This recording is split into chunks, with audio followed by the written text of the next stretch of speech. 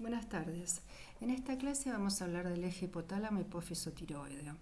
En este video hablaremos de la ubicación y las características de las glándulas tiroides, ¿sí? De la biosíntesis de las hormonas tiroideas, su transporte y su metabolismo. En la clase presencial hablaremos fundamentalmente de los efectos y las funciones de las hormonas tiroides y haremos referencia a algunos correlatos clínicos. Mencionamos aquí algunas funciones generales que después se van a ver en particular en la segunda parte de la clase. Estas funciones están expresadas o presentadas aquí de acuerdo a la etapa del desarrollo del individuo. Es así que durante el desarrollo infantil, una función importante de la hormona tiroide que se lleva a cabo en conjunto con la hormona de crecimiento es justamente regular y estimular el crecimiento óseo y neuromuscular. Otro aspecto de suma importancia durante el desarrollo infantil y durante la vida intrauterina es que las hormonas tiroideas participan en la maduración del sistema nervioso central, fundamentalmente en el proceso de mielinización. Con respecto a las funciones generales en el adulto, una muy importante es la regulación del metabolismo intermedio, ¿sí? Las funciones de distintos órganos y tejidos. Cuando hablamos de metabolismo intermedio, veremos más adelante que es capaz de regular el metabolismo de hidratos de carbono, de lípidos y de proteínas. Y otro aspecto interesante e importante es que las hormonas tiroides ajustan la velocidad a la que se produce el metabolismo celular. Y en este sentido es importante saber que las hormonas tiroides regulan el metabolismo basal, la producción de calor y el consumo de oxígeno. Bueno, la glándula tiroides es la glándula más grande, o sea, de mayor peso que encontramos en el organismo. Su peso está entre 15 y 20 gramos y si la comparamos con la hipófisis que vimos la clase pasada, es claro que su peso es mucho mayor, la hipófisis era 0,5 gramos. Esta glándula está ubicada en el cuello por delante de la tráquea y está constituida por dos lóbulos, el lóbulo derecho y el lóbulo izquierdo, unidos entre sí por el istmo. Esta glándula es sumamente irrigada a través de la arteria tiroidea superior, media e inferior. La unidad funcional de la glándula tiroides es el folículo. Este folículo está conformado por células epiteliales denominadas células foliculares, ¿sí? Que conforman una especie de esfera en cuyo interior se encuentra un material de origen proteico denominado coloide y donde se almacena en grandes concentraciones la tiroglobulina, proteína sobre la cual se van a sintetizar las hormonas tiroideas. Por otra parte, vemos la irrigación a través de los vasos sanguíneos y la presencia también de las células C o parafoliculares secretoras de calcitonina.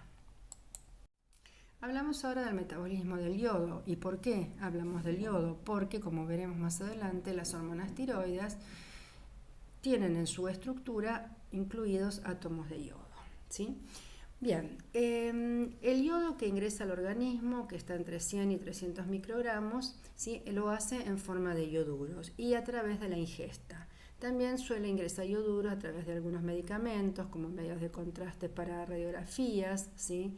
Algunos antisépticos.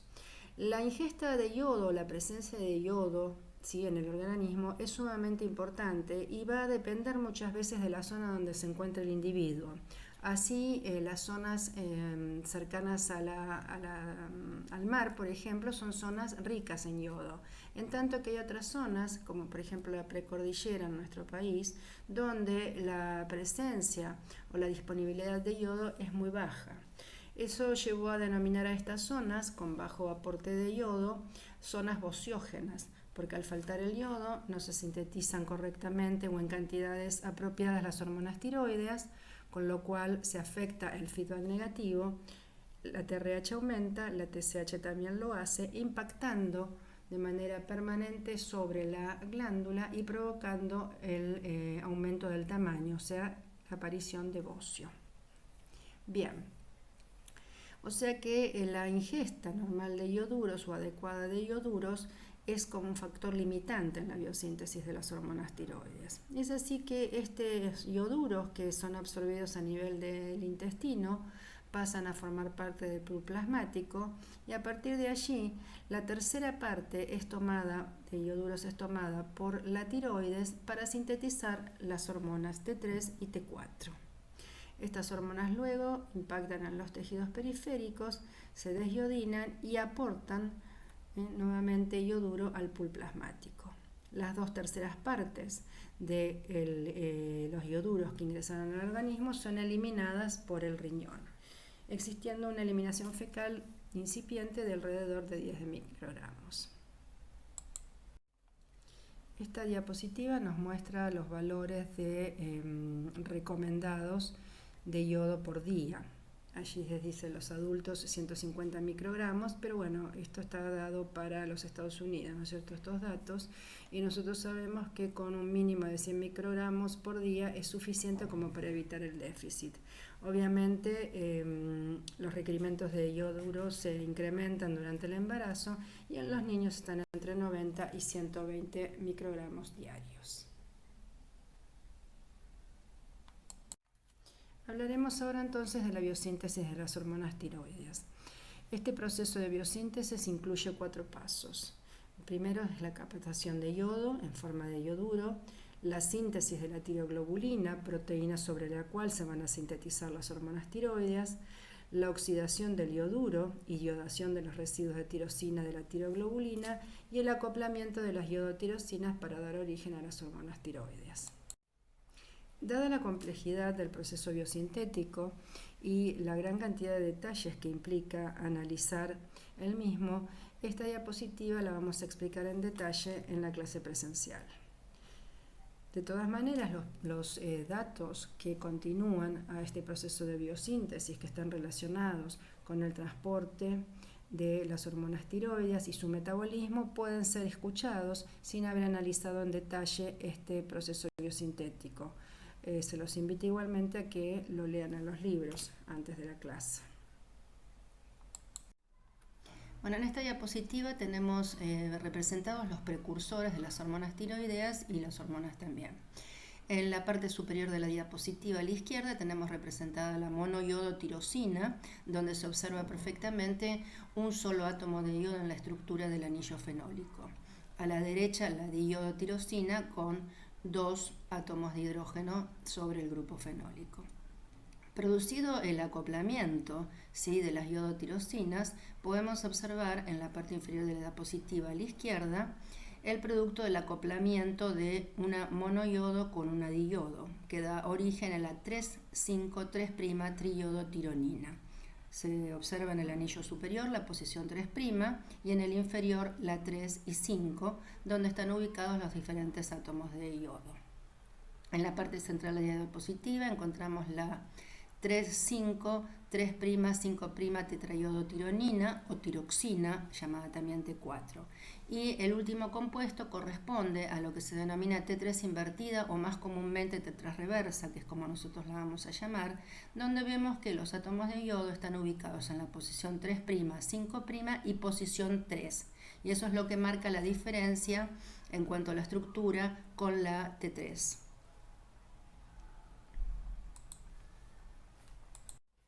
Bueno, aquí tenemos presentadas las proteínas transportadoras de hormonas tiroides, como así también el porcentaje de las fracciones libres de las mismas.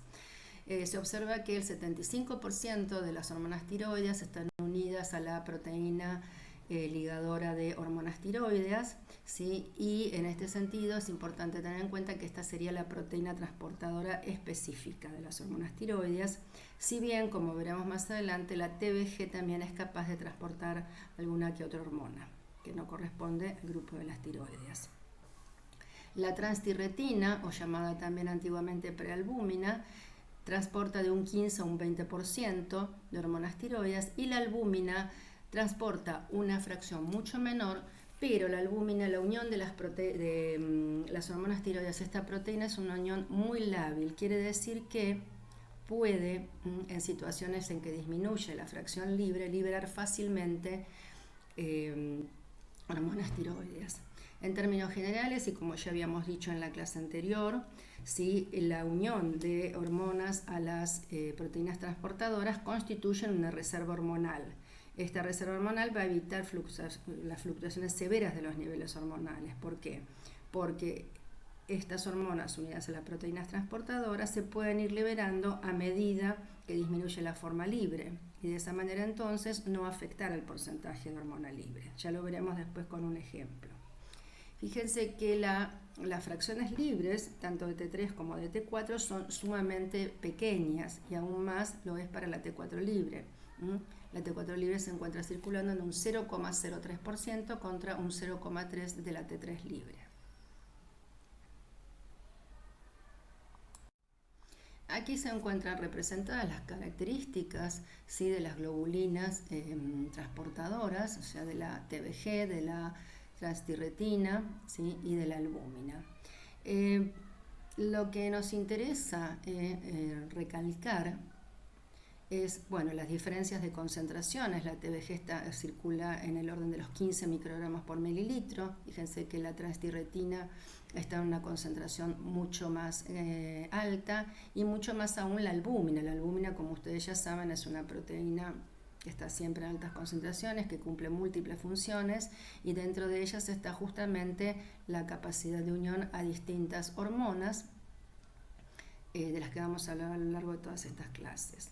La vida media también, la vida media es de 5 días para la TBG, 2 días para la transtirretina y 20 días para la albúmina, con lo cual esto nos está hablando también de un reservorio importante de hormonas, ¿sí?, unidas a la albúmina.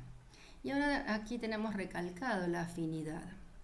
La afinidad de la TBG por la T4 es elevada, en tanto que es moderada para la transtirretina y es baja para la albúmina. Si hablamos de la afinidad de la T3 por la TBG, veamos que es 20 veces menor que por la T4, con baja unión a la transtirretina y baja unión a la albúmina.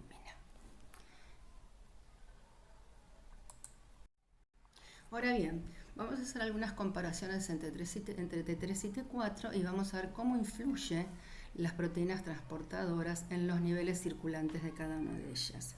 Si hablamos de la producción diaria de cada una de estas hormonas, vemos que hay una mayor producción de T4 que de T3.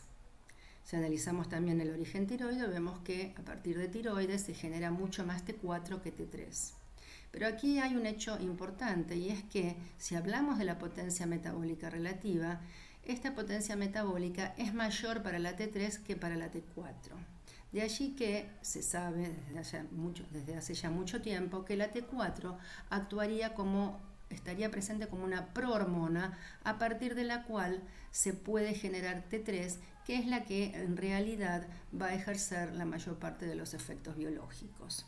Y fíjense, si analizamos las concentraciones circulantes, vemos que circula mucho más T4 que T3, lo cual es lógico porque a partir de la T4 se va a generar la T3. Entonces es importante tener un sustrato, una cantidad de sustrato, que en este caso sería la T4, para obtener determinadas fracciones de T3 que son las que van a ejercer el efecto biológico.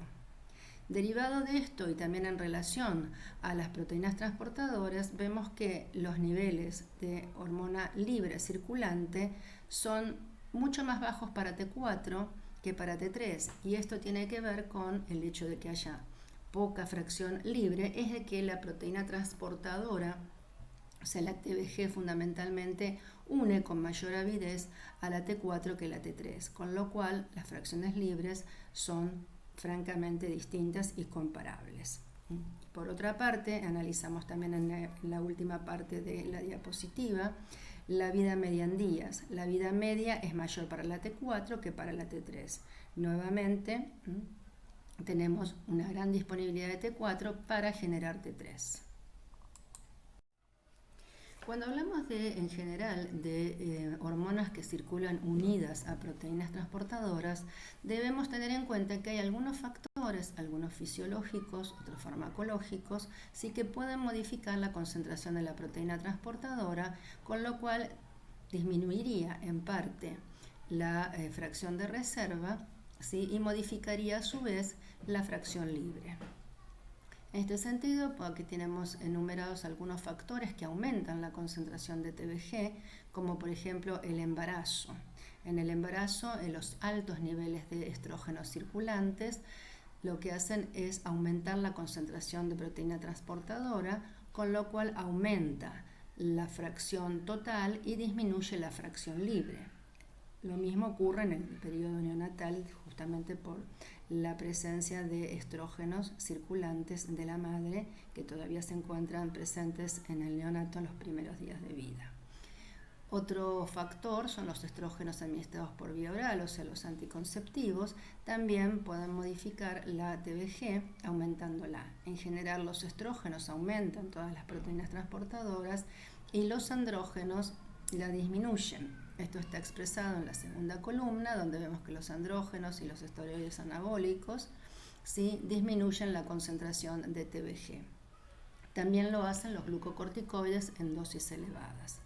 Y después también puede haber factores que provoquen el desplazamiento de la unión de T4 a TBG, es decir, que compitan por la unión de T4 a TBG, como pueden ser los antiepilépticos, como los barbitúricos, también fenitoína, y los antiinflamatorios, como los salicilatos y el diclofenac.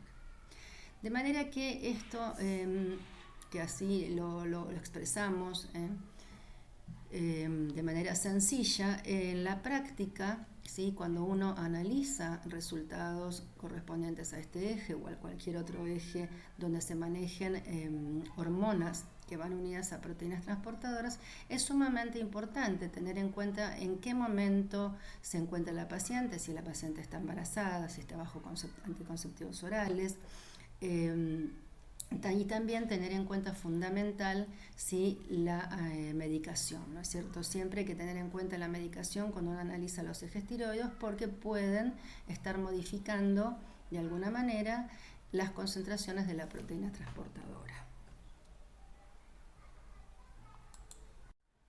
Bueno, dijimos anteriormente que la T4 es una prohormona que va a dar origen a la T3. Ahora, ¿de dónde proviene la T3? Solo un 20% proviene de la tiroides y el 80% se forma a partir de la T4. Estos procesos de conversión periférica se dan fundamentalmente en hígado y en riñón. Son los sitios con mayor actividad de conversión. Si bien existen, como vamos a ver ahora, otros, y existen las enzimas correspondientes para que se produzca esta transformación, esta conversión periférica. Bueno, en esta diapositiva tenemos una tabla ¿sí? que nos habla de las isoenzimas de iodinasas, que son justamente las enzimas que van a permitir la transformación de T4 a T3 y también a T3 reversa, que es la forma biológicamente inactiva.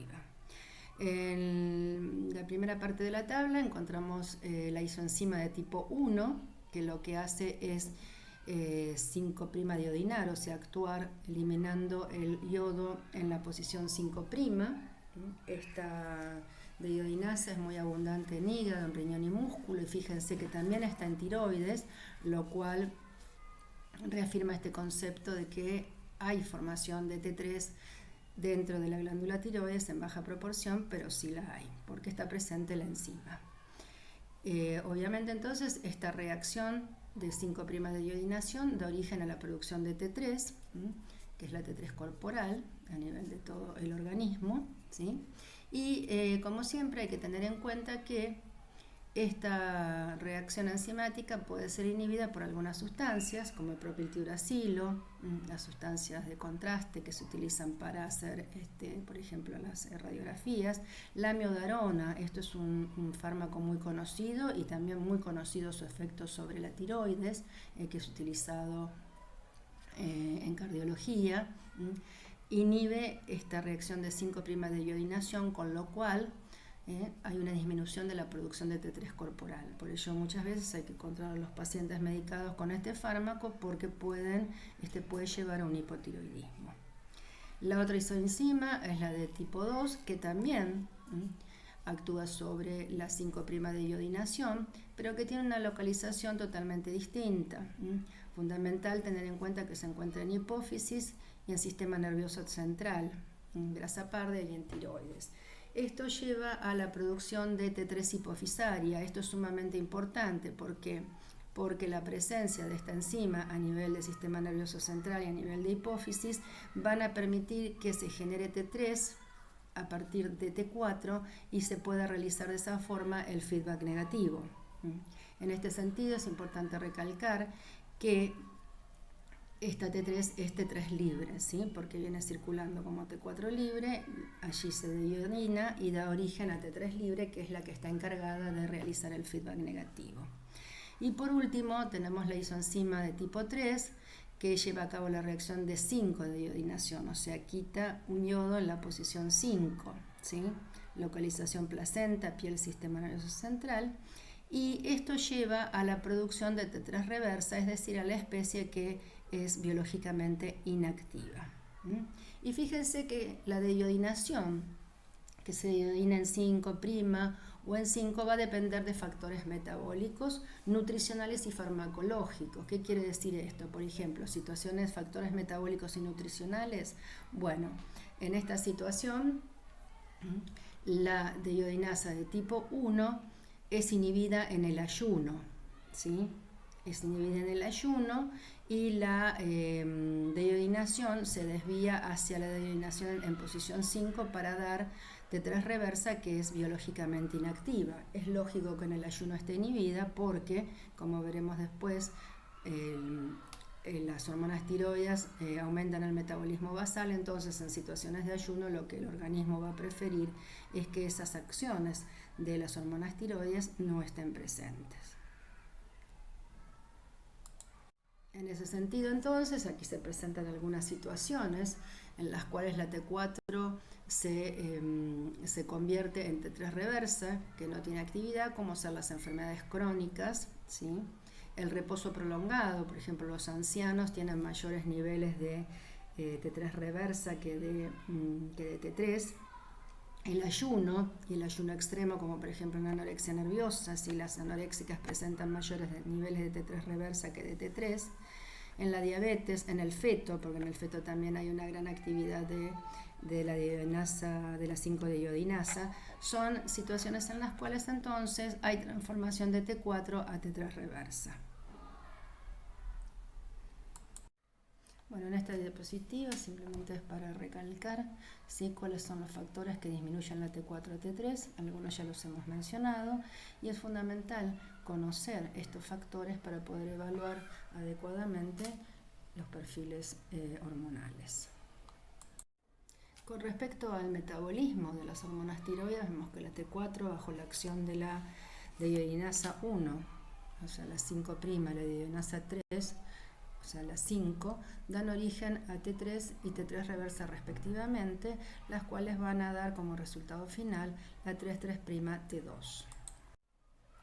Bueno, la metabolización final de la hormona da lugar a las iodotironinas mencionadas, que se conjugan con ácido glucurónico y con sulfatos y se excretan por vía biliar, como así también la metabolización puede dar lugar a derivados diaminados y decarboxilados de T3 y T4, que son el tetrac, que se origina a partir de T4, dando ácido tetraiodoacético, y derivados diaminados decarboxilados de T3 a ácido triiodotiroacético o TRIAC.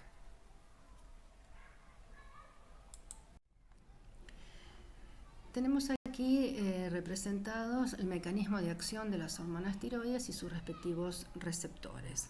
Como vemos en la tabla, existen dos tipos de receptores, los alfa y los beta, y a su vez los distintos subtipos, de 1 a 3 para alfa y 1 y 2 para beta.